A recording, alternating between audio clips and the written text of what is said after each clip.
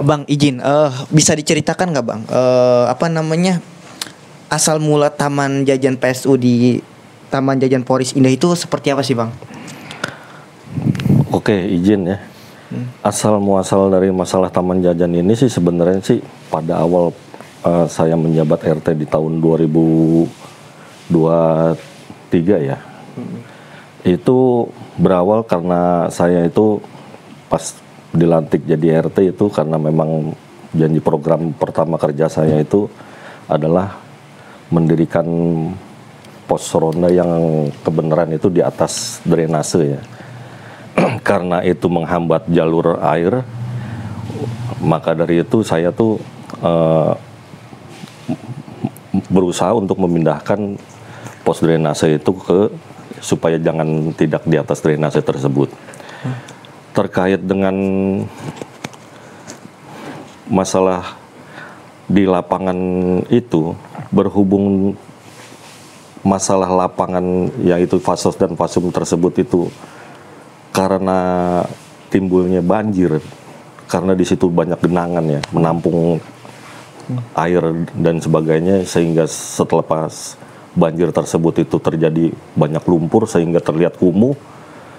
Maka saya juga menganjurkan begitu selesainya pembangunan pos tersebut, saya lanjut ke dalam pengurukan dengan tujuan maksud pada awal itu saya bertujuan untuk merelokasi untuk dibangun lapangan kembali supaya tidak terjadi banjir dan lapangan juga terlihat supaya tidak terlihat kumuh, makanya saya kerjakan pengurukan itu tersebut. Ya, izin. Abang, ketika misalkan Abang masuk ke dalam tahap kedua yaitu melakukan pengurukan, sebelumnya sudah ada rapatkah dan sudah disepakati oleh beberapa masyarakat, dan masyarakat di sana setuju nggak Bang dengan adanya alih fungsi lahan ini? Pada saat saya kerjakan untuk pengurukan itu ya, dengan tujuan awal sih itu sih belum timbul terjadi polemik dan sebagainya ya, karena itu di situ jelas. Karena memang dari awal di tempat kita itu di RT 10 itu memang pedagang-pedagang itu memang sudah ada, tapi itu kan berada di depan trotoar tersebut. Tujuan saya membangun pengurukan lapangan itu kan karena memang awalnya itu memang untuk ditujukan untuk dibangun kembali untuk menjadi lapangan untuk anak-anak bermain.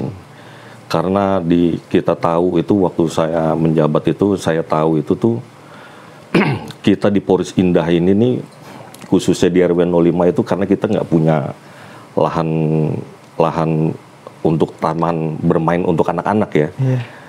Maka dari itu ya saya saya ratain, saya uruk itu dengan tujuan maksud untuk jadiin lapangan. Dan setelah terjadi pengurukan itu ya timbullah polemik di situ. Timbul polemik di situ antara saya dengan jajaran saya waktu pada saat itu, sehingga saya mengundurkan diri ya, karena memang ada tekanan juga. Pada saat itu saya mengikuti arahan Pak RW terdahulu, yaitu Pak RW Suharno ya, untuk merelokasi kembali masalah lapangan itu. Tapi sebagian besar staf-staf saya itu ada yang mengungkapkan untuk dijadikan taman jajan, tapi saya nggak setuju di situ, dan saya tetap mengikuti arahan di situ. Iya. Yang memiliki rancangan ataupun gagasan untuk mengalihkan fungsi lahan ini itu apa? Siapa Bang? Kalau untuk masalah lahan itu untuk dikembali itu, tentunya ya adalah sebagian beberapa orang, tapi bukan warga ya, bukan warga. Dan warga juga dengan adanya masalah taman jajan ini sih, menurut saya sih, saya aja yang benar-benar letaknya di depan persis ya, ya dengan adanya live musik segala macam itu justru cukup mengganggu ya. Dan juga dari warga-warga sebagian saya juga banyak yang lapor ke saya juga berhubung dengan adanya kebisingan dan setelah adanya taman jajan ini. Jadi juga itu nggak ada kaitannya dengan warga sih sebenarnya. Sebagian itu cuman segelintir pengurus aja sih itu yang untuk alih fungsi tersebut. Ya, yang merancang itu abang tahu nggak siapa yang pertama kali memberikan gagasan bahwa taman ini itu kan tadinya kan abang bilang bahwasanya kan lapangan. Iya. Kemudian dialihfungsikan menjadi taman jajan. Nah, siapa yang memberikan gagasan tersebut? Untuk masalah di penggagasan tersebut, ya setelah mereka tahu saya tidak menyetujui, ya akhirnya saya mengundurkan diri ya mungkin itu dilanjutkan dengan pengurus-pengurus selanjutnya setelah saya gitu loh. Itu terjadi tahun berapa, Bang? Di tahun 2024. Di tahun 2024 itu sekitar bulan April dah kalau nggak salah ya. Bulan April Mei lah di situ ya. Jadi kalau saya boleh ungkapkan sedikit ya, saya nggak nyebut nama ya, yaitu ya antara dulu bekas-bekas staf-staf saya dulu lah. Seperti di RT ya, di RT itu sampai di RT itu ya yang terjadi itu. Oke. Pak RW nggak pernah dukung ya? Tapi itu Pak RW juga, ya Pak RW Harno saya juga nggak pernah mendukung dan saya juga pada saat itu mengikuti arahannya ya. Tidak boleh alih fungsi, maka dari itu saya ikutin arahannya. Disitulah terjadi perselisihan ya, mungkin bisa dibilang terjadi konflik ya antara saya dengan pengurus yang lain sehingga saya mengundurkan diri seperti itu. Berarti ada kemufakatan jahat ya, Bang ya, dari beberapa segelintir orang yang memang abang belum bisa sebutkan orang-orangnya. Ya kalau dibilang jahat ya jahat ya. Ya itu menurut saya sih udah melanggar aturan gitu, karena saya pada saat menjabat itu saya tuh nggak mau bermain-main dengan melanggar aturan gitu kan, ya kan. Kita juga nggak mau lah istilahnya semena-mena untuk mengalih fungsikan untuk jadi penjajan itu. Kalau saya pribadi saya nggak berani gitu. Tapi maka dari itu saya memilih untuk mengundurkan diri gitu. Ya, kekacauan ini kan dari beberapa perjanjian yang dibuat ada beberapa klausul juga, Bang, sehingga terjadinya penyalahgunaan dan juga terjadinya wan prestasi, Bang, di perjanjian yang dibuat. Nah, tanggapan abang sendiri sebagai ketua RT terdahulu bagaimana, Bang? Kalau tanggapan saya sih, ya jelas saya nggak setuju juga ya. Apalagi dengan warga-warga yang bersentuhan langsung, apalagi bersinggungan langsung dengan taman jajan tersebut, ya kan. Jelas itu tidak dibenarkan lah, gitu loh. Tidak dibenarkan untuk menjadi taman jajan lah, karena memang taman jajan itu kan sebelum ada taman jajan, kalau masalah PKL itu kan memang PKL itu udah ada sebelum ada taman jajan, yaitu tadi di trotoar itu.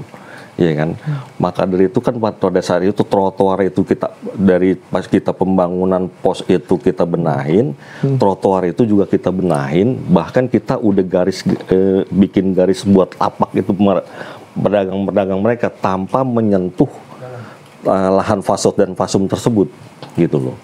Pada saat saya menjabat ya, tapi setelah timbul polemik saya mengundurkan diri, akhirnya saya udah nggak mau tahu, ya udah silahkan lah mau jadi apa terserah, ya kan. Artinya saya tidak menyetujui, ya kan. Mungkin mereka tahu bahwasannya saya tuh tidak berani untuk untuk mengalihkan fungsi itu sebagai taman jajan. Ya mungkin disitulah saya mengundurkan diri lah. Berarti ketika pengalih fungsian ini terjadi, posisi abang ini tuh sudah mundur dari Sudah mundur saya, sudah kepengurusan. mundur dari kepengurusan. Oke. Bang, izin. Ketika abang sudah mundur dari kepengurusan, maka terjadilah kan alih fungsi lahan. Nah, pertanyaan saya adalah alih fungsi lahan ini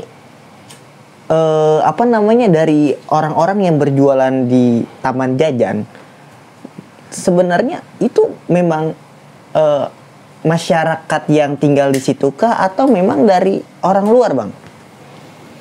Kalau dari masalah Taman Jajan itu, untuk pedagang-pedagangnya sih kebanyakan sih itu di luar dari lingkungan.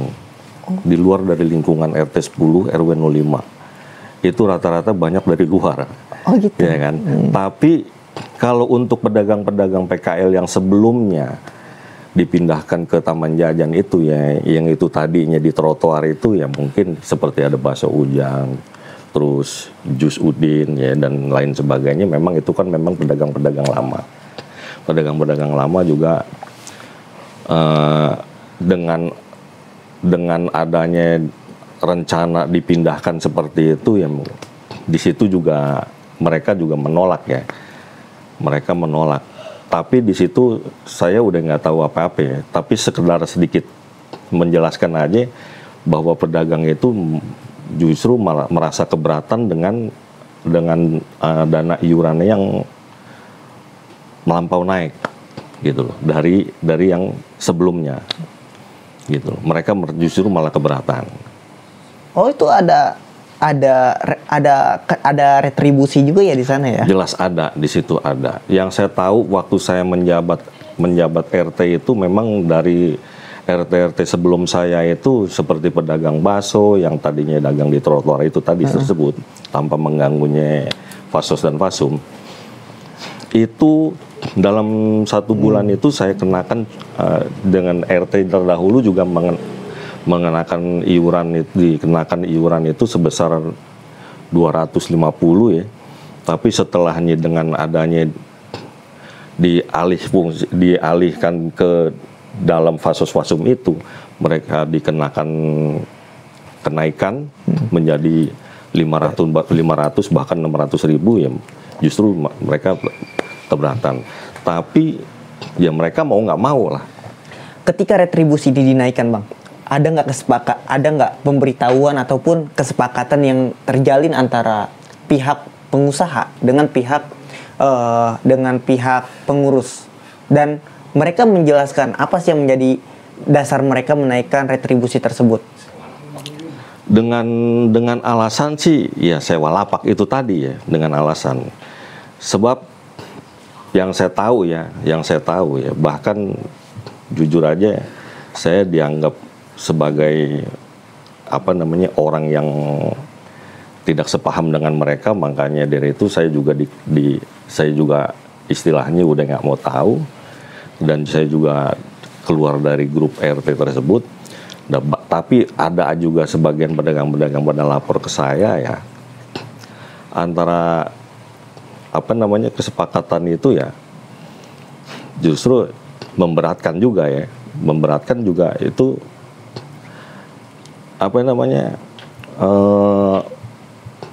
intinya keberatan dah dengan adanya kenaikan itu tadi ya, dan juga yang tadinya restribusi jadi sewa lapak tersebut. Dan tadi saya sambung lagi tadi omongan saya, tetap dari itu ada 2 kategori yang saya tahu ya, bahwa kalau memang dagang di situ untuk nitipkan gerobaknya di situ, itu perbedaan harga yang saya tahu ya, itu menjadi 600 ribu atau 650 ribu, maaf, 650 ribu. Tapi kalau memang gerobaknya dibawa pulang itu sekitar 500 ya, 500 sampai 400 sampai 500 gitu. Artinya ada sewa titip menitip. Iya, justru ada di situ. Barang. Ada di situ. Oke, Bang. Pertanyaan tadi kan Abang bilang bahwasanya juga ada orang luar yang ikut berjualan di Taman Jajan. Persentasenya, Bang, dengan warga perumahan yang ada di lokasi tersebut dengan orang luarnya, lebih banyak kan orang luarnya apa orang dalam Justru kalau masalah orang luar itu banyak orang luar, malah orang dalamnya tuh nggak ada sama sekali. Oh, nggak ada? Nggak ada sama sekali gitu loh.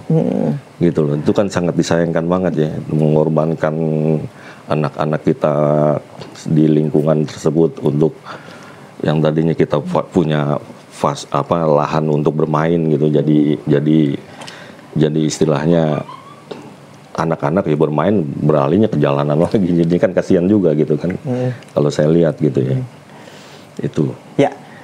Kemarin juga Bang Agung mengirimkan ke saya juga 70 tanda tangan surat petisi. Izin Bang, dari 70 ini kalau total keseluruhan masyarakat yang ada di Polres Indah itu berapa Bang dari persentasenya? Kira-kira yang tidak setuju dengan adanya perombakan tersebut. Kalau masalah setuju atau nggak setuju ya jelas kalau saya karena saya bersentuhan langsung tepat di depan mata saya ya, saya jelas nggak setuju. Sekeluarga saya nggak setuju juga dalam satu keluarga itu. Dan juga seperti ibu-ibu senam ya, ibu-ibu senam itu juga kan yang yang menggunakan fasos dan fasum tersebut juga kan dengan adanya lahan tersebut bisa dibuat senam dengan adanya begitu kan jadi ini saya mengajak mereka juga dan juga ada sebagian juga warga juga ya saya ajak juga ya rata-rata yang saya ini mau menandatangani untuk tidak menyetujui dengan adanya lahan taman jajan tersebut. Dari persentasenya berapa persen kira-kira? Dari persentasenya ya sekitar 70 sampai 75% lah. Nggak setuju? Nggak setuju itu semua. Oke.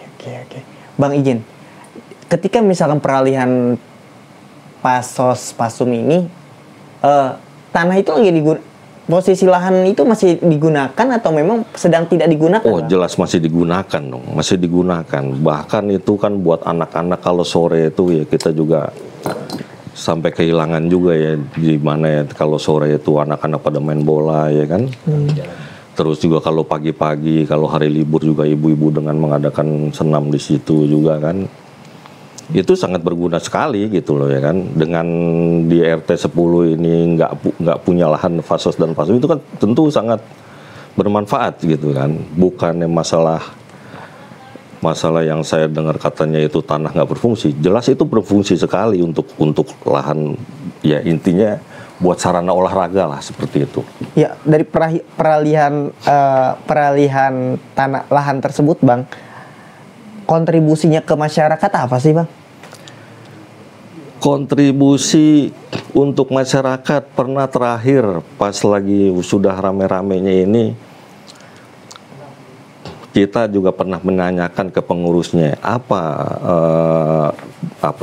namanya keuntungan buat masyarakat. Bahkan saya pun sendiri meminta ya pada saat itu ya. Bahkan saya waktu itu saat itu meminta, bukannya menyetujui. Bahkan saya pernah ada bicara dengan mereka, kalau kamu istilahnya menjadikan menjadikan lahan fasos-fasum ini menjadi taman jajan, tentu kan uang kas RT ini kan menjadi naik. Keuntungan warga di sini itu apa? Bahkan saya pernah minta, ada nggak istilahnya buat keringanan bagi warga-warga? Saya tentu juga ada juga ya, sebagian lah saya tahu warga saya juga pada saya menjabat juga ada juga orang yang kurang mampu ya. Bahkan di situ pun malah yang terjadi kenaikan iuran juga di warganya itu. Di iuran lingkungannya itu malah terjadi kenaikan juga. Dari itu kan sesuai tipe ya, dari tipe 21 itu kan yang tadinya 40.000 menjadi 50.000 ya kan, yang tipe besar jadi dari 60.000 jadi 50.000 jadi 60.000 ya, artinya kan nggak ada istilahnya timbal balik, nggak ada timbal baliknya, malah yang ada ya, masyarakat juga malah makin dibebankan juga kan seperti itu ya kan. Ya kan, kita juga miris juga kok dengan adanya begini, tapi warga juga masih ditekan harus apa namanya untuk bayar kewajiban iuran gitu kan. Ya tentu sangat dirugikan juga. Ya. Banyak warga yang banyak dirugikan seperti itu. Harapan Abang untuk dari kejadian ini kepada Pemkot Tangerang bagaimana, Bang? Kalau harapan saya pribadi ya untuk dikembalikanlah lahan Fasos dan Fasom tersebut untuk menjadi tempat lapangan bermain untuk anak-anak kami di rumah. Tentu saya juga punya anak yang sekitar saya masih kelas 5 juga tentu masih butuh bermain ya. Seperti main bola dan lain sebagainya di situ. Itu tentu harapan saya pribadi, untuk harapan kami juga ya untuk dikembalikanlah untuk kepada fungsinya. Itu aja.